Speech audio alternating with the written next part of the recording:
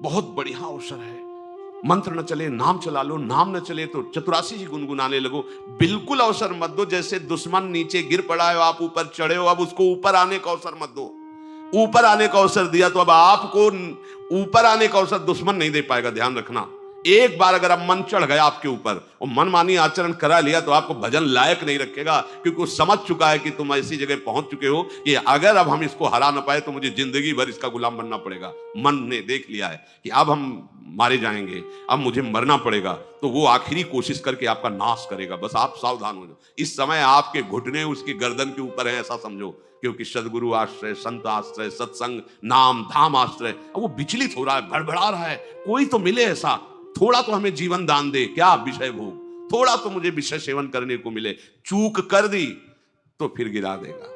परमहंस श्री ओंकारानंद सरस्वती जी ने जब बिल्कुल नई अवस्था में सामने उनके, उनका अच्छा बच्चा, बड़े भाग्यशाली हो, वैराग्य मार्ग में आए हो, पर ध्यान रखना, एक सांप को जब बंदर पकड़ता है तो बोले ऐसे ऐसे जड़ में रगड़ता है, फिर देखता है, सू तो नहीं बोला, फिर रगड़ता है, और वो मरने पर भी रगड़ता ही रहता है कि कहीं इसमें जान न। बोले बस ऐसे ही साधु को, साधक को, उपासक को अपने मन को रगड़ना है। राधा वल्लभ सिंह हरिवंश, राधा वल्लभ सिंह हरिवंश, राधा वल्लभ सिंह हरिवंश।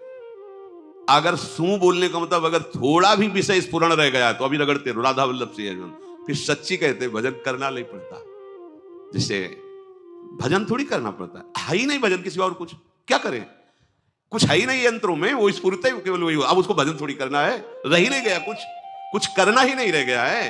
हंस रहे, खेल रहे, बात कर रहे, खा रहे, पी रहे, चल रहे, ठाड़े बैठे परे उताना, कबीर काहे हम राहें ठिकाना, हर समय। पर वो स्थिति प्राप्त करने के लिए निरंतर अभ्यास की आवश्यकता है। श्री भगवान कह रहे हैं कि परमम पुरुषम दिव्यम याति पार्थानुचिंतयेत, जो मेरा सदैव चिंतन करता रहता है, दिव्य परम पुरुष का साक्षात्कार उसको अपने चित्त में ही हो जाता है। चित्त स्थान भगवान वासुदेव का है। शरीर छोड़ने के बाद नहीं, शरीर रहते ही ऐसी आनंद की वृत्ति उदय होती है। अब उनके लिए शब्द ही नहीं तो क्या वर्णन करें, ऐसी आनंद की उसी आनंद में वो आनंद समुद्र प्रभु प्रकाशित होने लगते हैं। पर उस आनंद में जहां आपका थोड़ा प्रवेश होता है, आप उलझ करके विषय की तरफ चले जाते हैं। ध्यान देना हमारी इस बात को, या अनुभोगम में बात कहते हैं। जब आपको भजन का थोड़ा आनंद मिलेगा तो आप थोड़ा निश्चिंत जैसे होते हैं, उसी समय मन आपको विषयों में फंसा देगा। जब आपको भजन का अभ्यास बढ़ने लगे, आनंद मिलने लगे, तो आपको उदासीनता बढ़ानी है, हंसना नहीं है, लोगों से मिलना नहीं, खेलना नहीं है, क्योंकि इस समय चढ़ाई का है। आनंद स्फुरित होने लगा, बचाओ, बिल्कुल आसपास से सुरक्षित हो जाओ। वो आनंद ही आपको ऊपर ऐसी स्थिति में ला देगा जहां ये विषय नहीं ले जाएंगे। भगवान कह रहे परमम पुरुषम दिव्यम याति पार्थानुचिंतयन्, जो निरंतर अभ्यास चिंतन का करता है, उससे चित्त में ही भगवत साक्षात्कार हो जाता है। अगर आप सावधान नहीं रहेंगे, चिंतन सही नहीं रहेगा आपका, तो किसी भी अवस्था में ये विषय चिंतन छूटने वाला नहीं। अभी हमारे पास अवसर है, अभी हमारे पास समय है, चूको मत। ये बहुत सूक्ष्म लड़ाई है, ये कोई बाहर के लाठी डंडा गोली वाली लड़ाई नहीं है, ये अंतर की लड़ाई है। इसमें बड़े बड़े हार जाते हैं। अगर कोई जीत पाता है तो एकमात्र भगवान को समर्पित चित्त वाला जीतता है। हमें लगता है आपको बढ़िया समर्पण का अवसर है। अब आप ये जो मना किया जाता है, उन विषयों का भोग करते हैं, विषयों का सेवन करते हैं, तो फिर ऐसा लगता है अब हम नहीं कर पाएंगे, हमारे पास कोई चांस नहीं रह गया कि अब आपको संभाल सके। इसलिए आप सहयोग कीजिए। ये बाहरी आनंद 4 दिन का है, मान जाओ, बाहरी आनंद। ये श्री जी के मार्ग के लिए हम कह रहे हैं किसी जन्म में भगवत प्राप्ति करनी। अगर आप नहीं कर मानोगे, मनमानी आचरण करोगे तो भ्रष्ट हो जाओगे। ये संसार का स्वरूप है, किसी न किसी बहाने से वो आपको सतमार्ग से हटाएगा। ना किसी को घर आने दो, ना किसी के घर जाओ, ना किसी को रंग लगाओ, ना किसी से रंग लगवाओ। अपनी प्रिया प्रीतम के साथ होली खेलो। यहाँ जो सत्संग हो रहा है ठीक है, सुना, एकांतिक किया, कुटिया में जाओ चुपचाप, अपने श्री जी को रंग लगाओ, श्री जी के सामने पद गाओ, श्री जी के सामने नाचो, उन्हीं तो भावना में उनके साथ खेलो, किसी और की जरूरत नहीं। कोई अब दूसरा हमें छुए, दूसरा कोई हमारा अपना बने, अब हमें जरूरत नहीं है। देखो हमारी भाषा समझ में आ रही हो तो समझ लेना, नहीं बाद में पछताओगे।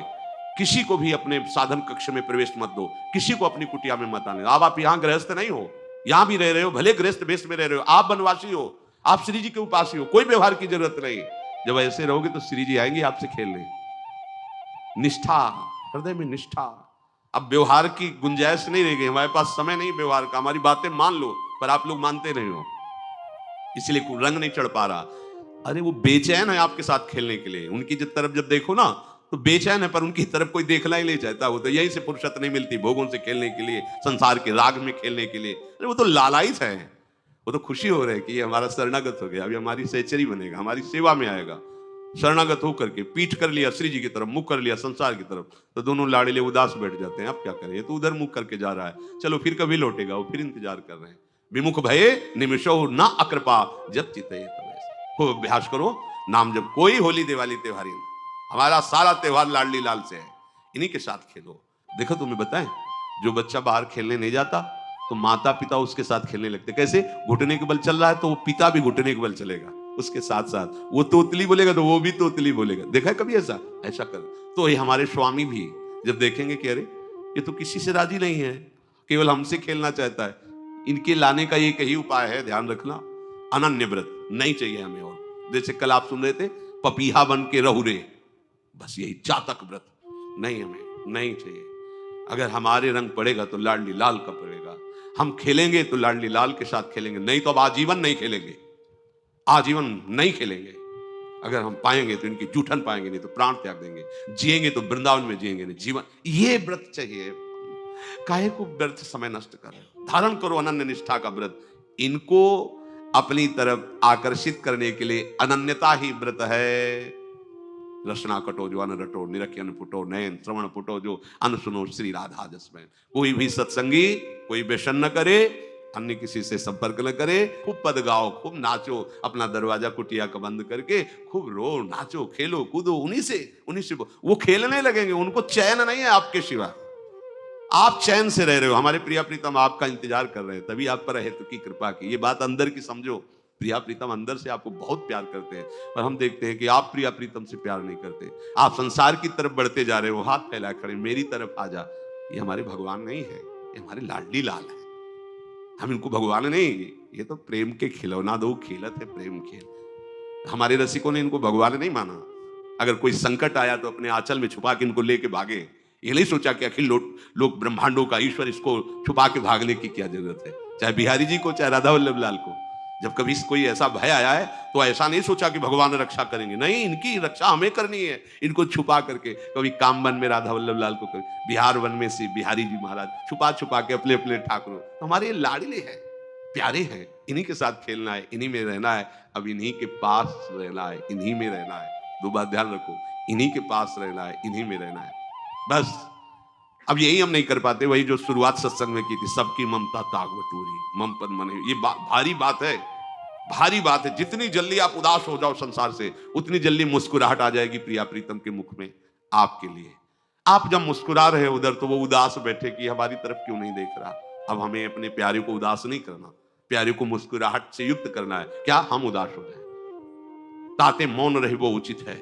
जगती भयो फिरे बैरागी, वृंदावन रस में अनुरागी। खूब चिंतन परायण रहो, कोई भी विषय का सेवन ऐसा ना करो जो आपकी बुद्धि भ्रष्ट कर। कोई आपने ऐसा गंदा व्यसन, गंदी बात, गंदी चेष्टा, आप परसों नरसों, फिर आगे क्या, आपका जो साधन मार्ग वो ढक जाएगा, फिर प्रमाद छा जाएगा। हमें किसी भी उत्सव में, किसी भी उत्साह में अपनी प्यारी जो की अनन्यता और सिद्धांत को नहीं छोड़ना, अपने मार्ग में चल। ये अध्यात्म है, अध्यात्म। ये दान पुण्य की बातें नहीं है, ये लोकांतर में भटकने की बातें नहीं है, सीधे भगवत प्राप्ति की बातें हैं। यत करोषि, जो भी तुम करोगे वो तुम्हें अपने आराध्य देव के लिए करना है, आराध्य देव को समर्पित करना है। देहाभिमान अभी कुछ ही समय में गलित हो रहा है, ऐसा आपको अनुभव होने लगेगा। कैसे समझेंगे देहाभिमान गलित हो रहा है?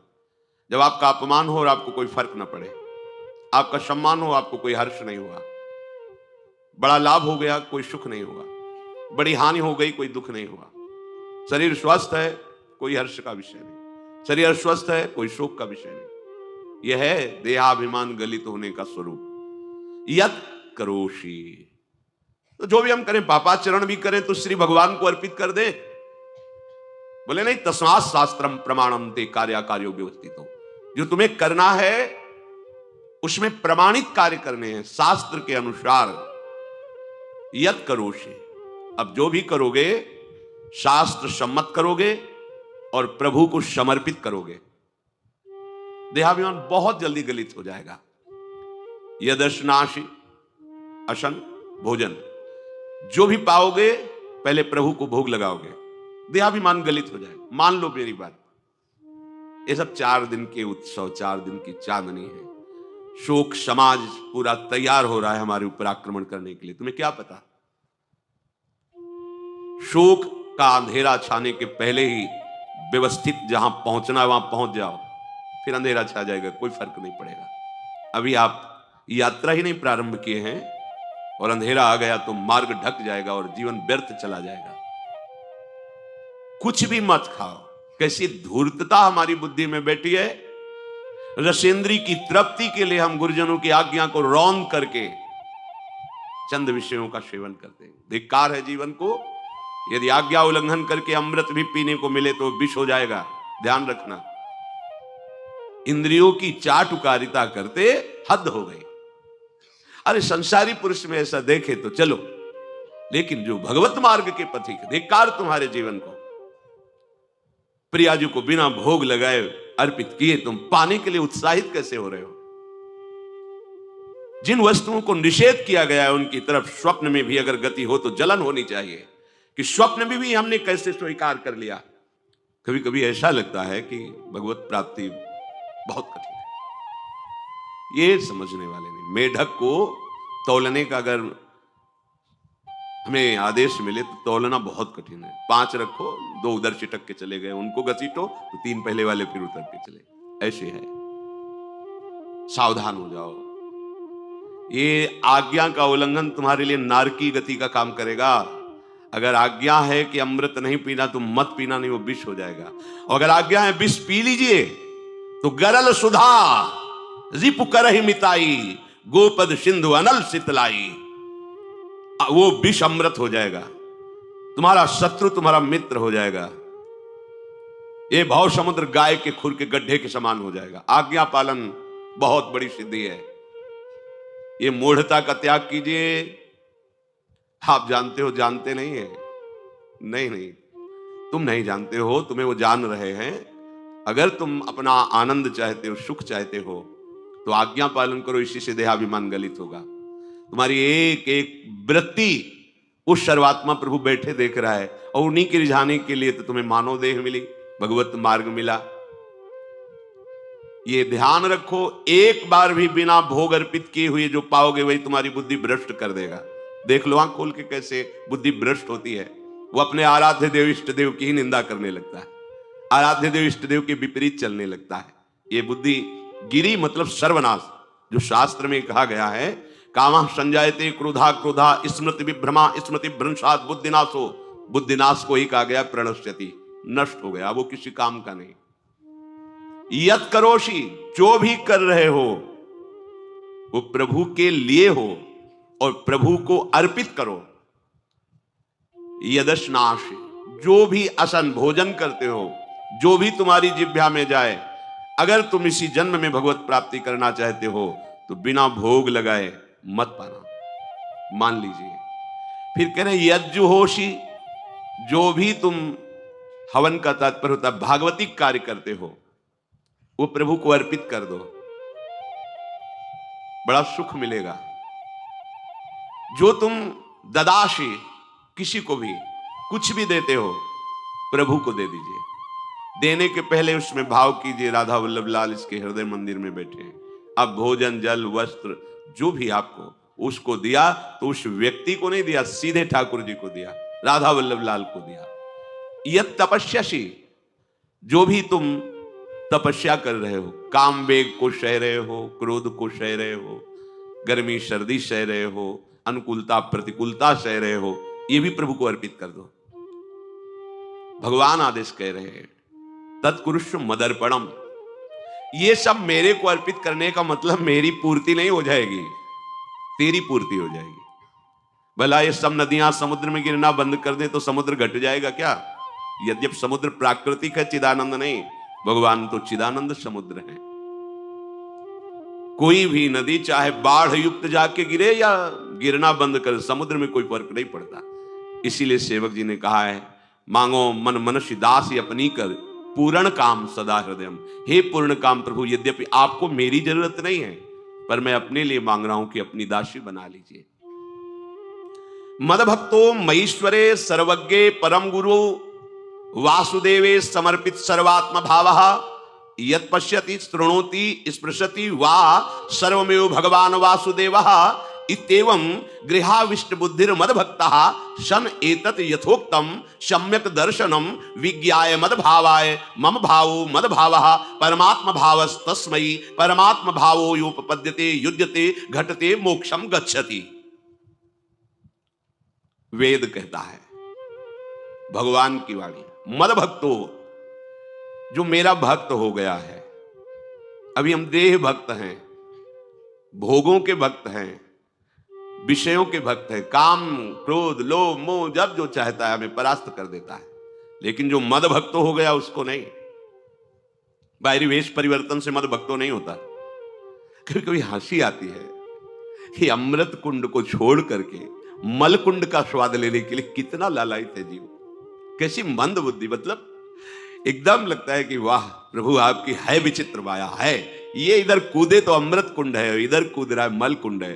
वो जानबूझ करके अमृत को त्याग करके मल कुंड में जा रहा है। जहां हमारी प्यारी जी और प्यारे जी की ऐसी सुख वृत्ति है, वेणु कानन कुणित श्रवण सुंदर सुनत मुक्ति सम सकल सुख पाए पग पेलिरी। मोक्ष सुख को भी लात मार करके जिस सुख में बढ़ा है, कैसा कैसा तुम्हारा आश्रय है।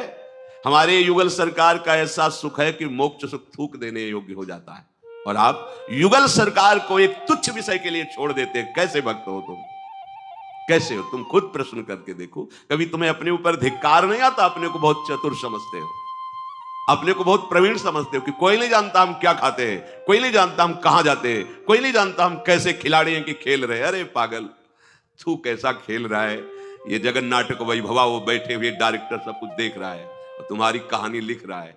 बहुत होश में हो जाओ, हर समय तुम दृष्टि में हो, ऐसा मत समझो। मद भक्तो मईश्वरे सर्वज्ञ, समझ मैं सर्वज्ञ हूं, मैं सब कुछ देख रहा हूं।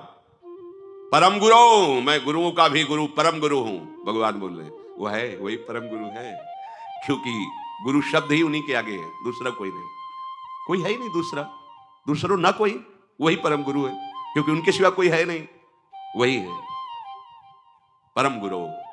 बड़े करुणा में है। अगर ये सोचा जाए कि भगवान की वाणी और गुरु की वाणी अलग है, भ्रम है आपको। भगवान की वाणी गूंज रही है, पकड़ो। आपको लगेगा बातें कर रहे हो, कहां गूंज रही है? अभी ट्रांजिस्टर लाइए, लखनऊ लगाइए, अभी बोलने लगेगा। तो वाणी गूंज रही ना लखनऊ की। कानपुर लगाइए, कानपुर बोल लेगा, क्योंकि उसमें पावर है उस वाणी को घसीटने का। एक यंत्र जैसा तुम्हारे अंदर तो पावर नहीं है, तुम अपने को बहुत पावरफुल समझते हो। एक इतना बड़ा ट्रांजिस्टर लाइए, उसे आप अभी लगाइए बंबई, अगर स्टेशन आ रहा पकड़ में तो बोलने लगेगा कि बंबई की आकाशवाणी से बोल रहा हूं। आकाशवाणी पकड़ रहा है वो। तुम्हारे अंदर कितनी सामर्थ्य है। तुम गुरुवाणी सामने से नहीं पकड़ पा रहे हो, आकाशवाणी क्या पकड़ोगे? बहुत ज्ञानी, बहुत विज्ञानी। वो एक यंत्र पकड़ रहा है लोक के स्टेशनों को। अगर तुम मंत्र पकड़ लो तो तुम भगवान की वाणी ऐसे सुनोगे, ऐसे देखोगे। कहीं दूर थोड़ी है, सामने नृत्य करते रहते हैं। नेत्र खुले थोड़ा, पावर आप में है। जो मंत्र मिला है वो यंत्र पकड़ता है स्टेशन, पावर तुम्हारा सीधे पावर हाउस को पकड़ेगा। अखिल ब्रह्मांडों का पावर वासुदेवा समर्पित सर्वात्म भावः। तो यत् पश्यति यत् शृणोति स्पृशति, वो भगवान का स्पर्श करेगा, भगवान की वाणी सुनेगा, भगवान को ही देखेगा। कौन? जो मद भक्ता है। तो आप लोग बड़े कृपा पात्र हैं, भगवत मार्ग के पथिक बन गए। कहां फंसे हो यार, कहां? बड़ी हंसी आती है। साधक अपने छोटे से दोष को पहाड़ की तरह देखकर व्याकुल हो जाता है और गुरु और भगवान से पुकारता है, नाथ देखो मैं ऐसा, मुझे बचा लो। प्रभु अभी तक समर्पण नहीं हो पाया, उसे अपने में फुर्सत नहीं। जो मेरा हो जाता है वो निरंतर मेरा चिंतन करता है, इसलिए मैं उसको सुनाई देता हूं। तुम किसका चिंतन कर रहे हो? संसार का। तो क्या सुनाई दे रहा है? संसार। तुम किसको देखना चाहते हो? संसार को। तो क्या दिखाई दे रहा है? स्त्री पुरुष दोष गुण। भगवान कह रहे मद भक्तो, जो मेरा भक्त है वो यत पश्यति श्रृणोति स्पृशति। प्रभु स्पर्श में आते, केवल देखने में ही नहीं आते। या भगवान को ध्यान में देख लिया सभी, जैसे आप गले लगते ऐसे प्रभु